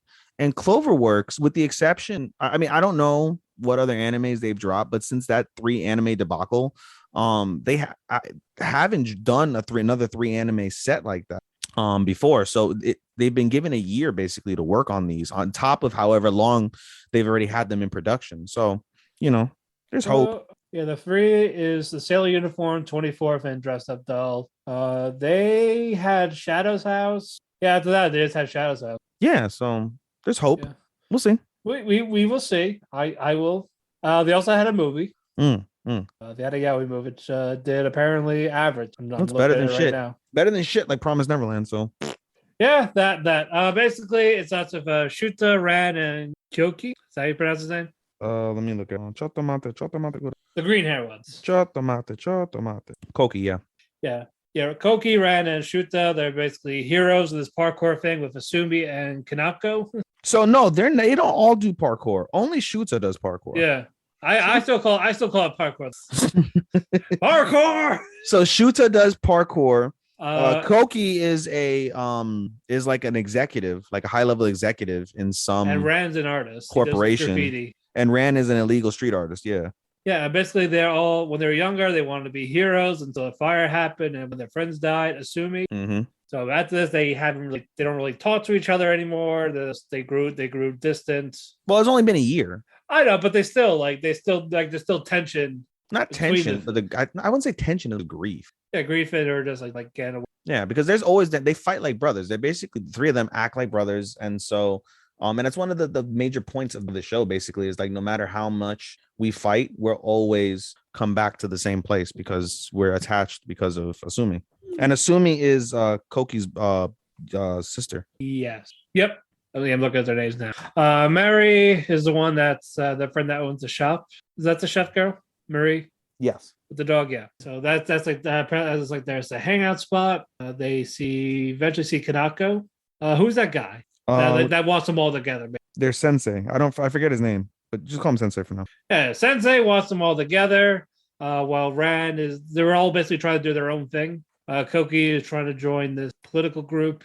Ran is against them. That's why he's doing this graffiti over town. And Shuta is Shuta. Eventually, they all get a phone call from Tatsumi. So they're like, oh shit, she's dead. I want to get a phone call. Eventually, they all pick up the phone. They hear her voice. And they get like this shock. And they all see, this girl's going to die by the train. You have to either you save her and kill everyone on the train or just let her die. You choose. And eventually, it lets all 3 of them actually working together to think of a plan. And Rand he needs energy drinks constantly. Yeah, that's unhealthy. Like he's gonna die of a heart attack. Straight up. Like it's to the point where he pours them on his head. Yeah. I was like, what's that? He's doing lines of Monster. Yeah, I was like how is pouring on your head gonna help? Drink the fucking And bro, he drank in that one sequence in episode 1. He drank fucking like a 24 pack. He drank like 7 of them in that one sequence alone. And that was like what, 10 minutes almost? Yeah, probably. With all the back and forth. I mean, it was, probably longer than that. It's probably like an hour, but more or less. Like it's still an unhealthy amount. Yeah, you drink 7 fucking energy drinks in an hour, you're gonna die. Like hell, once every couple of weeks is enough. Fucking jeez. Eventually they all work together and they save the train. They stop the train. Everyone's alive. Nobody died. I'm very curious because of the fact that they basically neither scenario happened. Well, yeah, basically the scenario happened where they saved the old girl and nobody died. So I'm curious because of the fact that one or the other didn't happen. You know what I'm saying? Like what that would entail. So far, nothing, but yeah, so far nothing has happened. The second episode was basically all I'm talking about is Asumi really alive or not. And 2 of them are saying no, she's dead, and Shuto's the only one that's saying yes. So it's just like, yeah, fuck you, buddy. And but yeah, what are your overall thoughts on this so far? You think this is gonna be a banger? Or yeah, I loved it. I mean, I've seen a lot of anime that I like since I saw this when I first saw it, but as a whole, I'm very intrigued by it. I can't wait to see where this goes. No, I am happy for it. It's very nice. So again, another unique anime where I've never seen a parkour anime. Never seen a parkour anime. Yes, animation is great. This icon. I mean the animation. There's no shitty animations through anything that we're watching so far. Not yet, no. Well, except Harem and their fucking, the censoring. I guess that counts. But in any case, everything else. But yeah, I'm definitely gonna keep an eye on this. Yes, and it's got season stealing potential, or at least, or very least top 5. It does. We're still early, so it could change. For all we know, it could be shit. Yeah, for all we know, it could have the end like fucking like it got a Wonder Egg with no Wonder Egg and downgrades and a recap 3/4 in. I hope, Lord Almighty, there's three chances that there's a recap episode mid-season. Lord, tell me not. Yeah, if not, then we're gonna bail. Alrighty, this one, we did it, people. Ethan is watching a yaoi. I am watching a yaoi. He's finally, and he liked it. It's so fucking cute. I can't even lie. We're talking about Sasaki to Miyano. Sasaki and Miyano. Two means and in Japanese. Yeah, Sasaki and Miyano. It's really fucking cute, bro. It's got Horimiya vibes. That's what attracts me, is that it looks basically like gay Horimiya. Yeah, like we got the humor of it, we got the slice of life, we got the nice dynamic between them. Yes. And I think what helps me like absorb it better is the fact that Miyano is like so feminine, and he's called Miya-chan by Sasaki. Yeah. Sasaki calls Miya-chan. Miya-chan, yeah. He calls him like a feminine name, and he's like not like masculine looking in any real way, shape, or form. So, it's easier for me to absorb, I guess. You know what I'm saying? So yeah. So basically, Miyano is a guy that reads Boys Love manga, and eventually, Sasaki, of course, he eventually catches him reading it, and now he wants to read. Yeah, he wants to read these manga, and he actually enjoys these. Yeah. But basically, Miyano got attracted to him when Sasaki helped him save his friend from bullies. Yeah, because Sasaki's a delinquent. Yeah. That we find out about that, and we got some nice characters like Taiga, Masato. I don't really know many of the characters besides like his senpai. He has a senpai, and then we have the new character. Yeah, I believe the senpai is Tasuku. Yeah, we have the one that got beat up. We've had a couple new characters. No, Suzuki didn't get beat up. That's his classmate is the kid who got beat up, the kid with the glasses and green hair. He's got a girlfriend. That's Suzuki. Yeah, no, he's got a senpai though, the blonde hair guy. Oh, Taiga. Yeah, that's his senpai. So I know the senpai. And now they introduced the two characters. They have the blonde hair guy who's his classmate. Tashiro. Yeah, he's questionable. He might be gay. Well, Miyano said he's a bottom, so he's a UK, which is a bottom. Oh, his senpai is a bottom? No, the blonde guy with the green jacket. With the green jacket. No, he was talking about his senpai. Yeah, he was talking about his senpai. He said his senpai is going out with the guy on the basketball team. Right. And he called the senpai a UK. I was calling the other guy. I thought he was calling the senpai a UK. No, he's calling the guy in the green hoodie a UK. I don't know.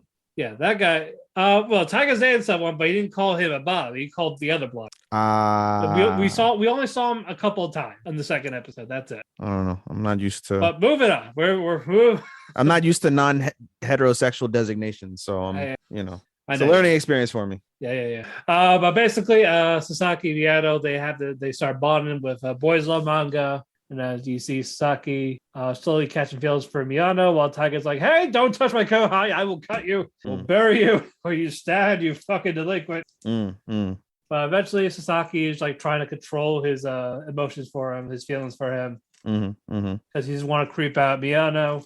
Like, oh yeah, he's just because Miyano's in the closet. Like, I just like reading it. I don't know. Like, so Sasaki definitely is in the closet. Because Sasaki is like trying to deny the fact that he's gay, although he's accepting of the fact that he likes. I think it's mostly Miyano just trying to just say. Miyano, I think, is oblivious. Yeah, he's just like, I just like it. Doesn't mean I am. Yeah, he clearly is. Like, it's okay, guy. Like you guys are made for each other. Go do it. Yeah, I found, and we also find out that they're in an all boys school. Yeah, so that's why boys couples are a little more common there because of it. But there's a co-ed school like around the corner. Yeah, which is why his friend, his classmate has a girlfriend and shit. Yeah, but and then we see this sensitive side to Sasaki. Like, he tries to give Miyano the candy. He's like, oh yeah, like 26 people gave me candy already. He's just like, oh, yeah, something about giving the bottom boy some candy. Yeah. So that bummed the Sasaki out a bit. And he just went to his room and was like, what the fuck gave him the first one? Yeah. So it was like don't become a yandere on me. Like, do it. He is pretty tsundere. He really is pretty tsundere. No, Miyano. I say Miyano. Yeah, he is. He's like push, like, oh fuck yourself. He's like, go away. Like, don't talk reading Boys Love Manga in school. Yeah, he really is. Like, when you see that, yeah, you're right. He's like, well, then why do you read it? Like, oh, I picked it up by accident before research. I just liked it. Like, yeah, like, I even read audio books of it. Yeah. He listens to audio of gay love. Like, I mean, bro. Like, it's cool. Just say it, and then Sasaki will go, hey, I have a crush on you. Let's date. Like, come on. He already asked him out. Yeah, but it's like, hey, you're just kidding. Oh, you're teasing me. Fuck you. You're just fucking with me. Bro, they need to just start asking about the type of hentai they watch. Boys love hentai. They watch Stranger by the Shore. Probably. The Sasaki just say, hey, I'm going to tie you up. We're going to go to the hotel room. I'm going to fuck you. And Sasaki's like, I want to feel his chimpo. Yeah, he does. He's like, oh, shit, he's cute. Even when Miyano eats the Pocky. Like, yeah, it's pretty interesting because, like, you see now, like, Sasaki is starting to want the physical aspect too. Like, he wanted to touch his hand. He mentioned, like, it's going to be hard. He wants to play the Pocky game. Not to hold on to the Pocky. Yeah, exactly. The kissing game, and then he's like, it'll be hard for me to not want to hold him tight. And I was like, oh shit, okay. Yeah, like now he has someone to talk to about this, but Miyano's in denial about it. I just think he's oblivious. He's partially in denial, but I really think he's just oblivious. Yeah, and I hope he eventually snaps out of that. He will. I love this. I'm glad. Is the show still going, or is the manga or the light novel still going? Let me look. Or are we gonna get like a Horror Mia thing? I gotta hope not. One thing I did notice is that it's still going. It's still going. Okay, so there's hope that whatever. But in any case, one thing I did notice was the fact that what's it called? In the story, they were in November and they skipped until February toward the end of that episode. And I was like, wow, they skipped fucking 4 months, like nothing. Oh shit. Like, yeah, and you would think too, like, since it's a romance anime, they would have done something Christmas with. Like, nope, they just skipped straight to Valentine's. No, I think they'll do it down the road. Like how Senpai's Annoying did it early. That's why we didn't get into this Christmas episode. Yeah. Like, what's the point? Yeah, that's true. So I think it's gonna be like that. So they're seniors. Yes. Sasaki and the blonde senpai. Taiga. They're seniors, and Miyano's a junior. Yes. I don't know why they said first year. Because that's what it is to them, or it's like 3 years high school, right? Yeah. But we will see. But all we know is that Miyano's a grade lower. Yes. I thought you said a great blower. I was like, huh? Well, he probably is if he actually gets his head out of his ass. Sasaki chimpo. You're like Pucky. All right, stop it. Yeah.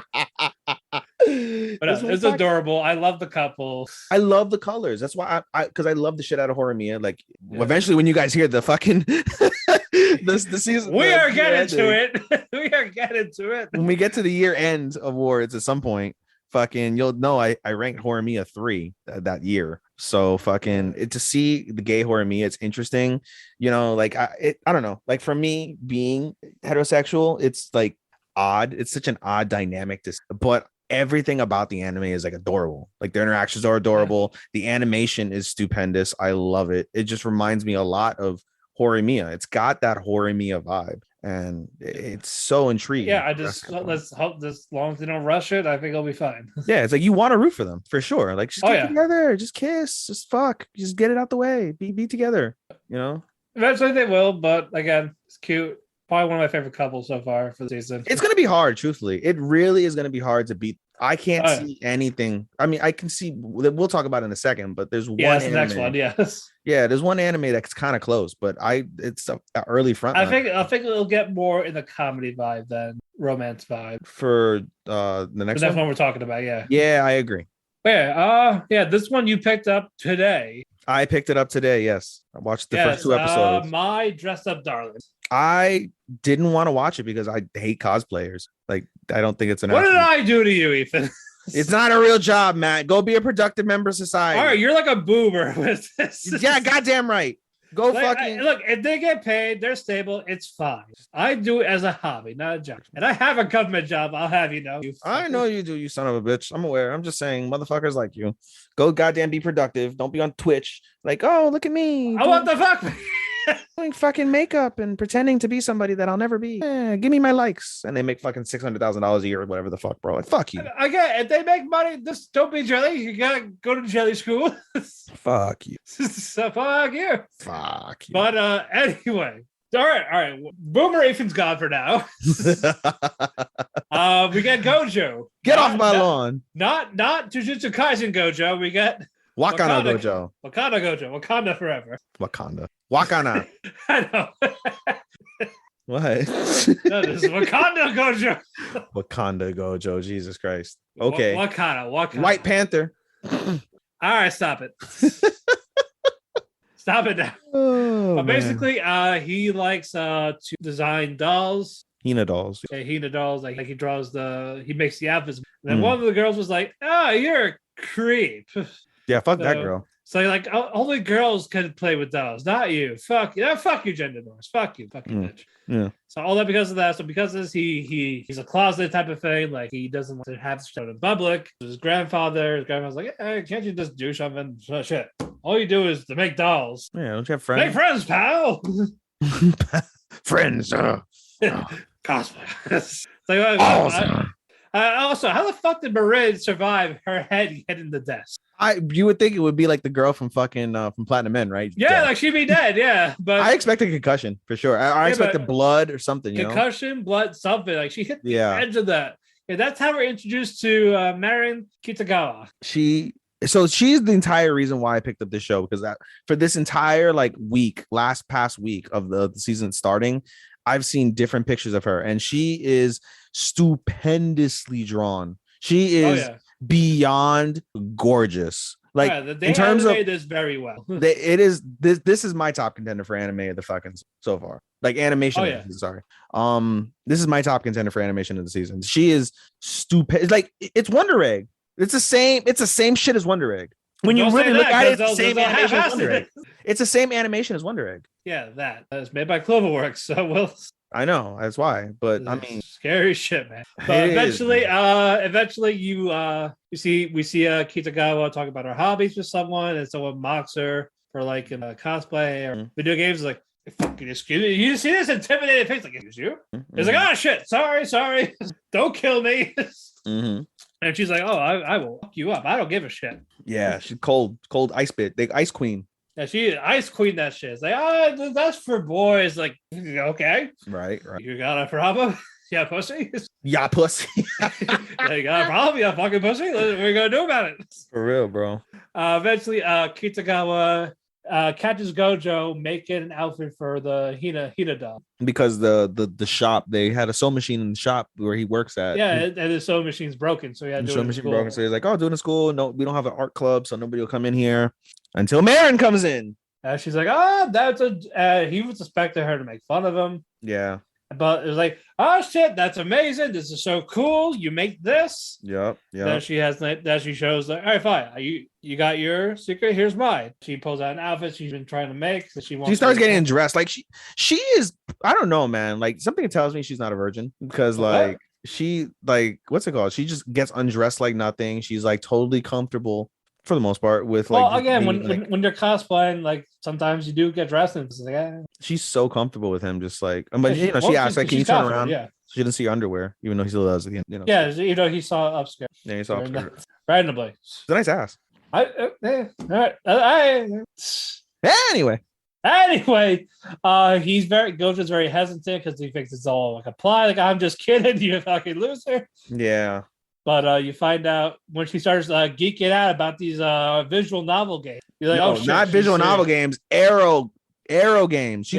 She basically plays fucking ecchi games. Yeah. Like, another reason why I don't like version. But Gojo's like, aren't those for guys? Like, who cares?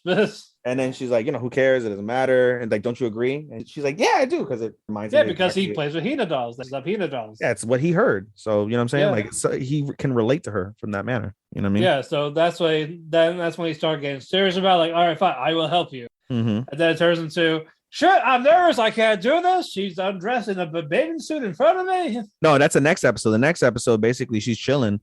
And what's it called? First, he tells her not to come till Monday. No, she said, well, they'll work on it Monday in school after class. But then Marin got impatient. She's like, wait, fuck that. And so she Googles Gojo and then Hina dolls, yeah, and finds his house, which is basically the. I'm glad the grandfather wasn't. Oh, I know, bro. Like crazy. Because he went out to buy the sewing machine. And then she's like, I can't wait till Monday. Are you kidding me? And she's like, I'm coming in. Oh, here's some cakes. I'm coming in. And then she's like, oh, this looks like your room. And like Gojo's freaking out because he's never had any other like human besides his grandfather in his room. And he's got a whole pretty girl in some fucking ripped short jeans, bent over looking at his stuff. And like, you know, honest to God, it would have made perfect sense. I kind of wish they would have done it if he would have like popped a stiffy. It would have gone perfectly with everything. Or at least implied that he popped a stiffy. But because of this, he gains his composure, but she's like refusing. He's refusing to like measure her because he didn't know that was part of it. It's like I need my measurements. Like I have to be exact, almost naked, because and that's a real thing. Even though if you have your clothes on, you get measured. It's not gonna come out right when you're doing the actual thing. Like when you got your actual. So I had a couple that didn't fit because of it. Yep. And last minute, I had to get someone to resize it. Like, shit. Like, that, or you just add a couple inches or subtract a couple inches. Yeah, it depends. But yeah, you have to be very giggity goo. But yeah, you have to be very precise with. So that's a big thing. Yeah, he has to measure her. Like, yeah. Eventually, he sucks it up and does it until like, now you got to do between the nipples, like nipple to nipples. He's like, I can't do that. Accessory. And Mara's like, yeah, I can't show you my nipples. I guess. Yeah, you're right. So. So, I'll do it myself. And then the inseam. So her bottom leg too close to her crotch. And then she starts blushing. Yeah, he's like basically like staring at her manko, and she's like beet red. She is so red. And it's like, never. But it was cute. Honestly, that picture, when I saw that picture, it said flustered Mar, and then I saw that picture. That's what sealed it. I was like, I'm gonna watch it. And then I it was a cute. It is a fucking kawaii faces. And she's even on his bed with the bikini on. It's like, don't do that, bro. She's just so like liberal. That's why I'm just like, and she loves arrow games. She's so liberal with her body and like just being like friendly. It's her nature. I know that in general. Yeah, it's like, dude, it's fine. Like, I don't care about. She's like, I'm on your bed. Like, she's not a virgin. Dusty. She's not a tote. She's not a tote. Well, we don't know that. We don't know that. But eventually she goes home and before I leave, here's these games. You should play them to understand the character better, to get a better look at the outfit. And then Gojo, the grandpa Gojo comes and like, hey, I'm home. Like, and you hear, yamete, no. Yeah, of course. Kitanai. Because you walk in at the worst time. He's like, he doesn't see it. But he's like taking notes and all that. It's like, he's like, well, he is of age, but he's so serious. Is he writing shit down? What's he doing here? What's my grandson doing? But I love this. I love this. Yeah. But yeah, I'm glad you actually decided to pick. Yeah, I like it. I liked it a lot more than I thought I would, considering like I thought it was just gonna be like some like thing about like, oh, make me my things, okay, and then like it's like a little bit like no, there's more tension. to it, yeah. The tension is like it's so appealing between them. You know what I mean? Like I hate that Gojo's like so like I think that'll eventually when he gets more. Oh, for sure. For sure. But again, he's still hesitant because he still thinks like it's like, oh, it's a prank. Yeah, like I told you, it's got Horimiya vibes. This also has Horimiya vibes from the standpoint of you have, a loner who's never had friends. He's not as tortured as Miyamura was, but he's, still had no friends, and he ends up going with like the most popular bubbly girl in the school and becoming friends with her and possibly more. So I'm looking alrighty. Should we get to our actual review? The final one? Demon Slayer. Oh, we have Belle after, but yes. I know, but I'm saying like for the winter stuff. I know. Jesus Christ, Nezuko. God tier. God tier. Yes. It's God tier. This show is God tier. These last couple episodes, God tier. But yeah, what you call it? Daki. First you see Tanjiro's transformation, the sun. Oh, fucking fire! And, like, his eyes are bleeding and all that. Oh, he went quick. He went full fucking what's it called? Uchiha, bro. Bleeding eyes. He went fucking Ultra Instinct. He did Ultra Instinct mixed with Uchiha eyes, bro. What the fuck? Yeah, it's like reading her movements. Like, oh yeah, she ain't gonna judge this. So whenever he starts cutting it, cuts her head for a minute, but it's like, oh shit, but it wasn't like the Fred, like the killer. Yeah. And it's like, oh fuck. And then eventually Tanjiro his voice saying, breathe, damn you. Yeah. And then he starts choking because he hasn't been breathing during all of this. At the penultimate moment where he's about to cut this bitch's head off. Yeah, it's like, you could have waited like 5 seconds, or else you probably couldn't be able to do another breathing technique. And he choked, bro. Like, yeah. And then Daki's about to kill him, and then we see a kick. Nezuko. And Nezuko punted the fuck out of Daki's head. Yep. Punted it. Well, fuck you. And then while it's going on, I see Nezuko getting pissed off to the point where she loses her legs. She gets cut in half almost. She gets cut in many ways. Oh yeah, she was sliced and diced. Oh yeah. But she couldn't kill her. Yep. Only Muzan can kill demons. Like demons can't kill demons. Yeah, but fucking what's it called? We find out that Nezuko is basically, without ever devouring a human, Nezuko is special grade power. Yeah. And her fucking regeneration technique are super special grade, where she can instantaneously regenerate her limbs and her strength, and it's fucking nuts. And her blood can make a little like strings to pull her body back in. Yeah, like she got her head cut off and her blood clotted immediately, and that's what prevented her from dying. Like that shit blew my fucking mind. I saw that today. I was like, what the fuck? Yeah. Crazy. But yeah, because of this, fucking Nezuko beats the shit out of her. She transforms to her awakened form, goes berserk. Yeah. She has fucking demon blood art. Yeah. Well, she had before, but now she's using it more. She didn't even say it when she burned her. No, she didn't even say it because she doesn't know what it is. It's just like kind of uncontrollable. She said exploding blood during the first season, but she just did it. Yeah, she just fucking did it to her. Like, she didn't have to say it. Fire blood. What the fuck, bro? And Daki just blew up from that. Her face burst. She can't heal fully. Yup. She's way better. And then you find out Nezuko is like unable to control herself in this form. Yeah, because she sees a civilian get cut during the fight, and she's bleeding, and Nezuko loses her shit. And at that moment, right before Nezuko loses her shit, Tanjiro wakes up because he sees a premonition from her dead brother, saying like Nezuko's not gonna ever be the same if you don't stop her. And basically, he has like a struggle. Puts a sword, but a struggle to keep Nezuko. Basically, puts the sword in her mouth as like the. And you see him like trying to hold her and all that. Yeah, man. Yeah, and then what's it called? Uzi shows up. Yes, fucking Uzi shows up and was like. Well, I will get to what he did in a second, but basically he tells Tanjiro to calm your sister down. Calm your sister down. No, first, hold up. Why is she flashy? She can't be flashy. No one told her to be flashy. Go ahead and make sure she's unflashy. Go to sleep. So you're gonna love about her. So she gotta calm her down. And no, I'm the only flashy you got here. No one else can do it. Yep. And then Daki's like, why are you ignoring me? He's like, you're not the upper ranked demon. And then you see the line on her neck. Fucking sliced. You don't know when he did it. Just. Fuck. Sliced her ass. And so while this is happening, Tanjiro's not dying. Tanjiro is trying to like figure out what the fuck is going on and what the fuck is happening. And so he listens to Uzi words like, do something unflashy, like sing her a lullaby. And he's like, oh, and he remembers a song but that he's his mother used to struggling while sing, doing it. and he's struggling, like trying to keep her back, but trying to Because sing he's the scratching song. him, headbutting him. Yeah, she broke his nose. Nezuko breaks Tanjiro's nose. And then she has a flashback with the Yeah, mother. and that shit got me emotional. That shit I got teary eyed watching that shit. That was so good. I did it, but I still felt it. I got teary eyed. I didn't cry, but I got teary eyed seeing that. That was so. And then beautiful. you see Nezuko finally break it. It's the first time she cried since it's like grief. Like she felt grief for the first time thinking about her. She hasn't done that at all. Yeah, and she cries, and then she gets out of her she turns into a baby version herself. Yeah, baby version herself, and goes to sleep immediately. And so Tanjiro has to basically bring her back to the box. He's like, all right, calm down. Also, before we continue, fuck you, Twitter. What? For the ones that are complaining about her body. Oh yeah, fuck you guys.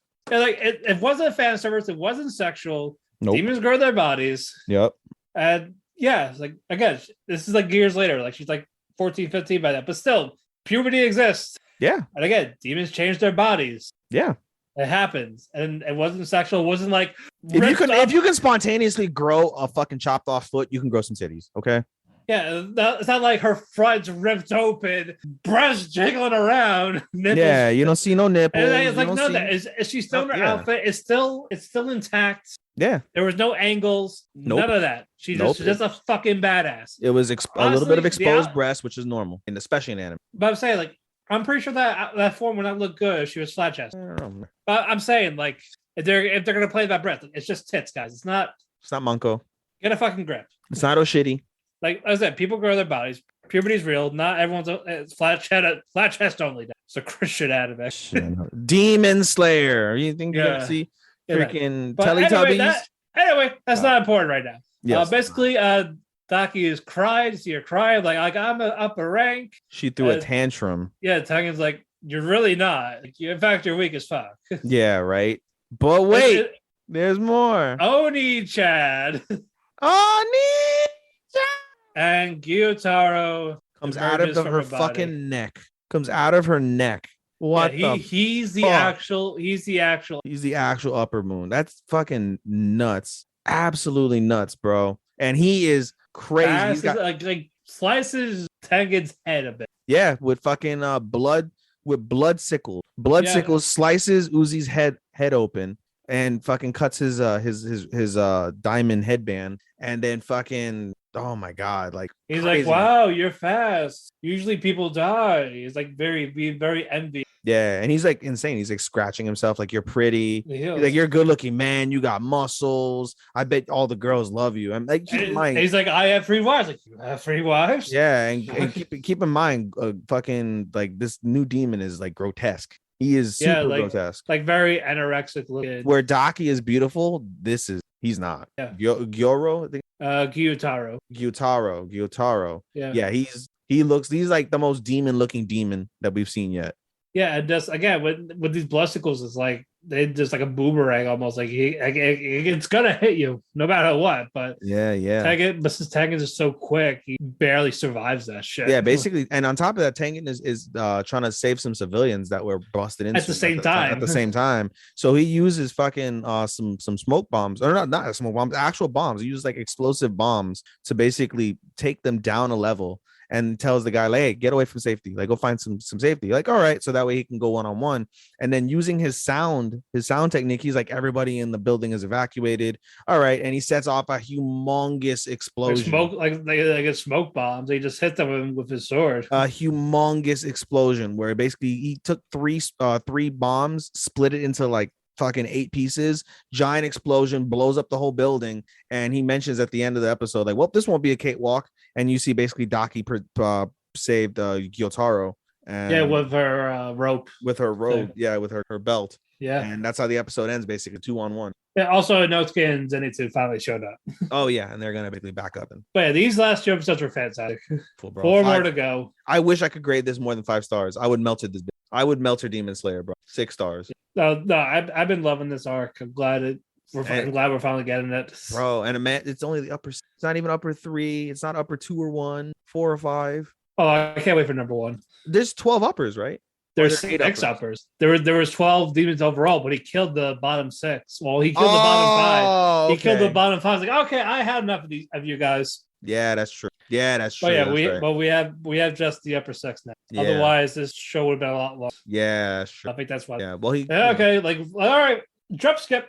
They had the lower one, the Tanjiro. Yeah. Well, the other guy. Tanjiro killed upper 1 and. Oh, okay. Are you talking about that guy? Yeah, he was. Yeah, he was promoted to that by default. Yeah. No, he was the lower one because he killed him and he basically begged off his life and then. He wanted Muzan to kill him. Like, oh god, I'd be so for you know what? I like the cut of your jib. I'll let you live. And he died anyway. Yeah, he died anyway. I made the upper 2 his bitch like second. But yeah, I can't wait for the rest of the uppers. Doma. 4 episodes to go, bro. I think we'll see Doma in this. One of the uppers. He's great. Great as in OP or great as in funny or. Oh, I think he's a great character. I'm sorry. The Akabe is upper 3. Doma is upper 2. I think he makes an appearance here. He plays an important part in a couple of backstories. Ooh. Yeah.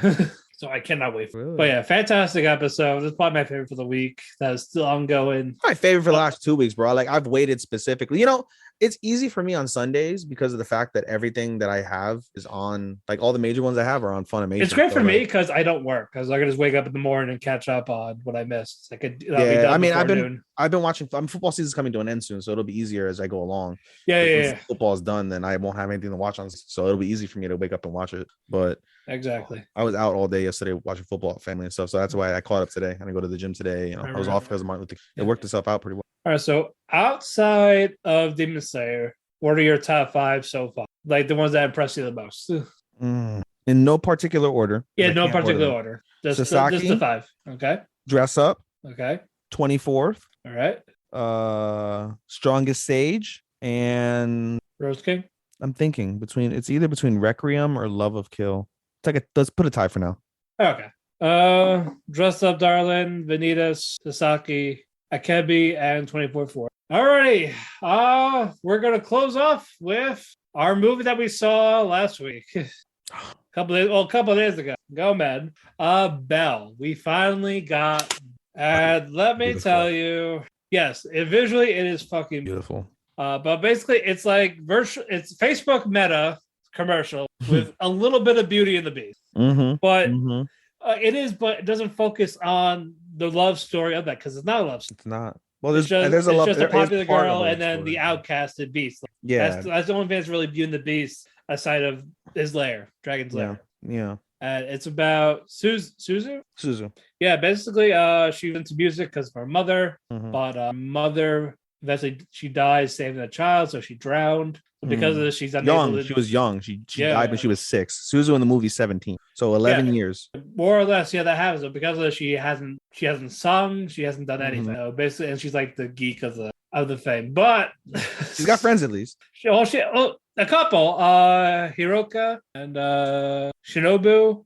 Her friend is scary. I did not like her friend at all. She was one of my least liked characters of the. And my favorite guy, Shinjiro, the canoe guy. I love that guy. Why do you? I mean, it was funny. He had a funny thing toward the end. It was pretty funny. I know, but it was just like, hey, join my canoe club.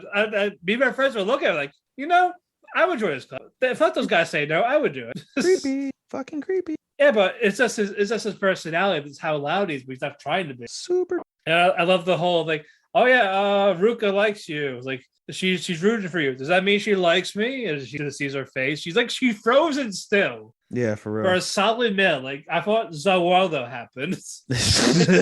But she just didn't move. I felt like is the movie okay? Yeah. Like is she okay? Buffering in the movie. Yes. No, it's a Zawaldo. All that. As a year. And then he runs away again. He's like, what do I say to her? And they're both fucking red and pink. They are pink. Completely like pink. But eventually they get up. But mostly this is about the virtual world with Suzu. She's like, so she tries to make an account there. And she named it Belle. Bell, not A for some. But I think that changes later on. Yeah, it does. Yeah, she does that. And she starts randomly singing. They're like, oh, who the fuck is this? It's like, why are you saying something depressing? And fuck you, bitch. Who was that other girl there? That other idol. She's not important. I thought she would be. I thought that was Ruka in the virtual world. No, I didn't. I was like, okay, there's got to be something about. So like, we need to know about these guys. I know. I never got Ruka. I didn't think Ruka would join. I don't know. Yeah, never got that. But apparently, fuck Suzu's dad too. I feel bad for Suzu's dad. We'll get into it. I'll get into it. I'll talk about him. We were joking, like, man, I wish I had a dad to talk to.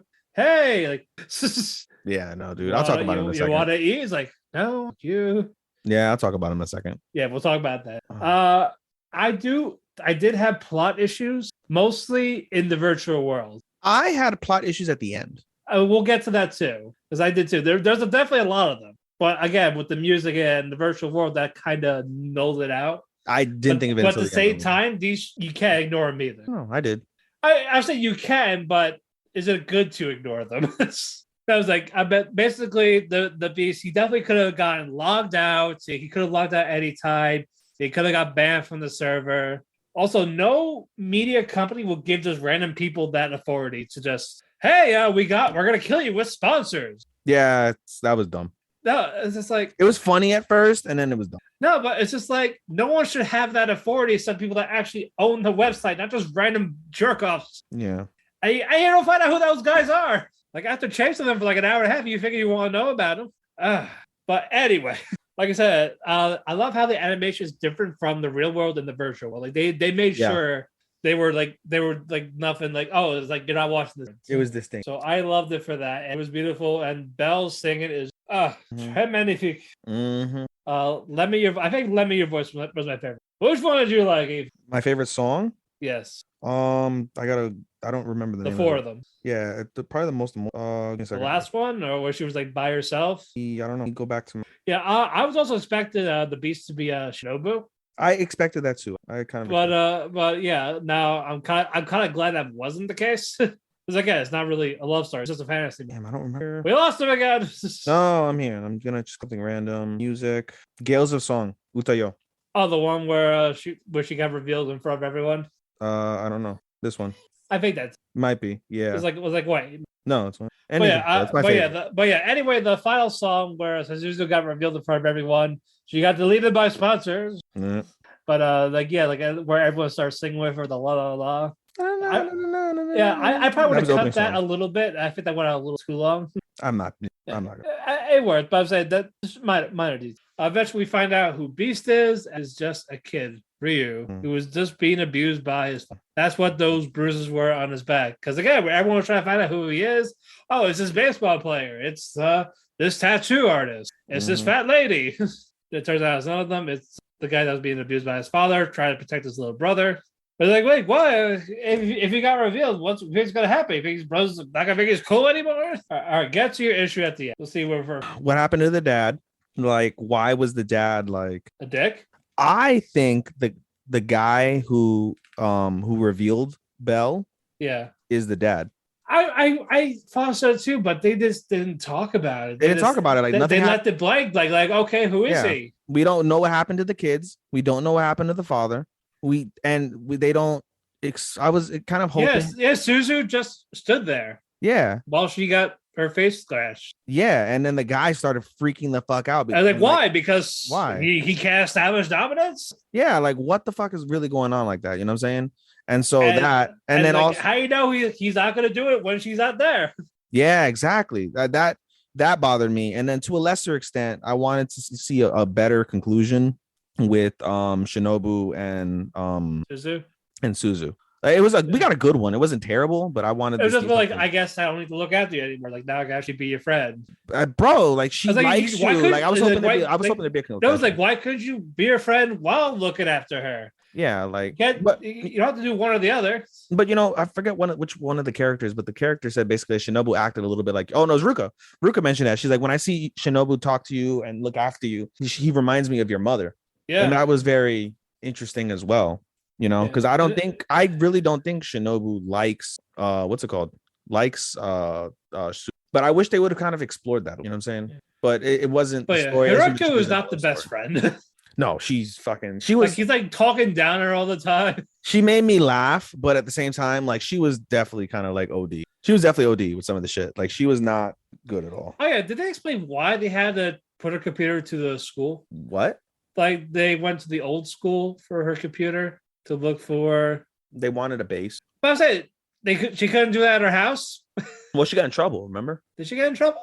Yeah, she got in trouble. By who? Her parents? Yeah, her parents like they busted in her room first, and she got in trouble. Oh, okay. Yeah. So then. Okay, that part. I guess I missed that part. Like I was trying to think, why did they have to move? Yeah. Okay. I think it was because of that. Okay, that makes sense. Yeah. But if you're gonna keep it at the school, that will probably get demolished. This old school that no one goes to.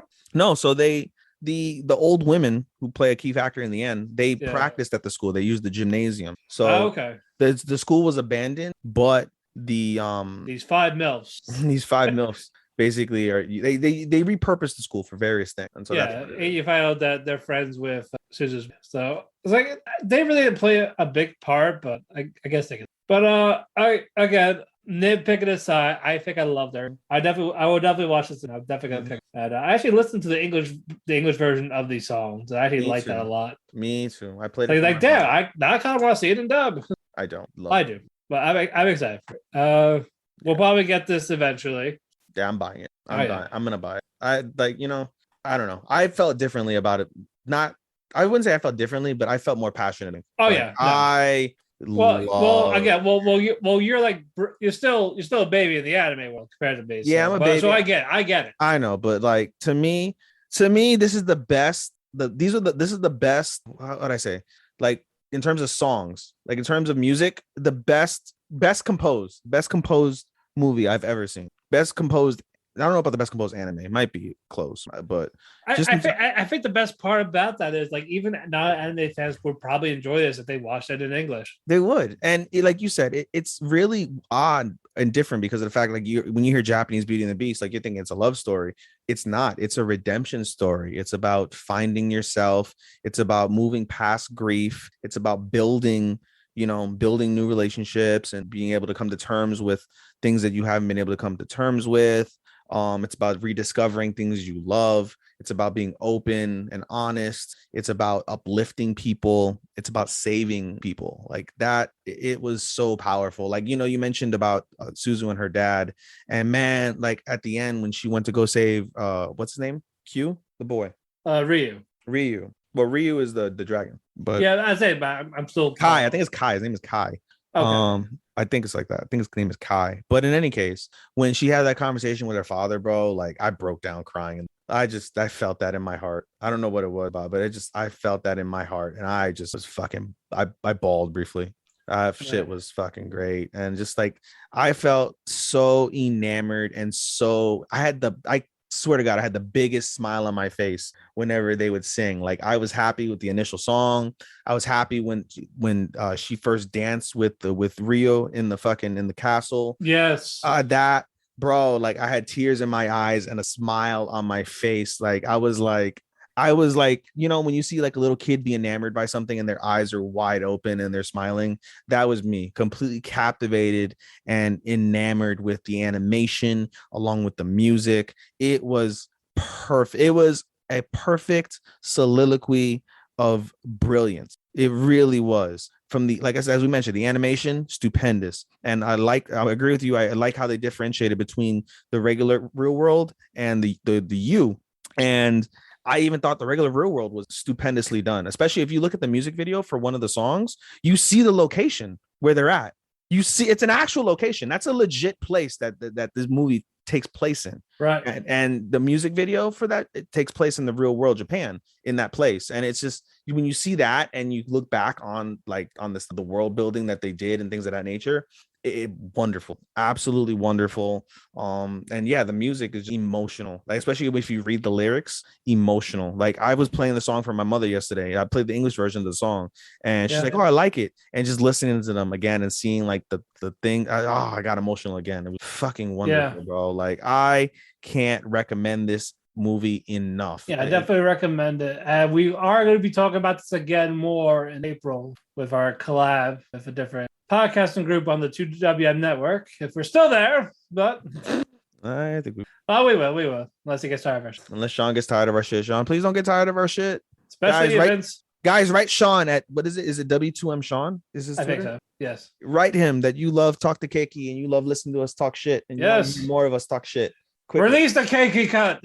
Release the Keki content. Release the cut. But nah, like I don't know, man. I was just from start to finish, I was enamored. I was enthralled. I was emotional.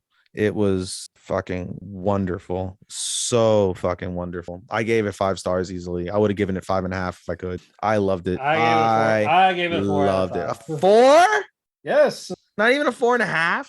No, 4. I think 4 is fine. 8 out of 10 is good. I gave it. All right, that's fine. That's fine. You can give it whatever the fuck you want. You can give it whips, chains, and shackles for all I care.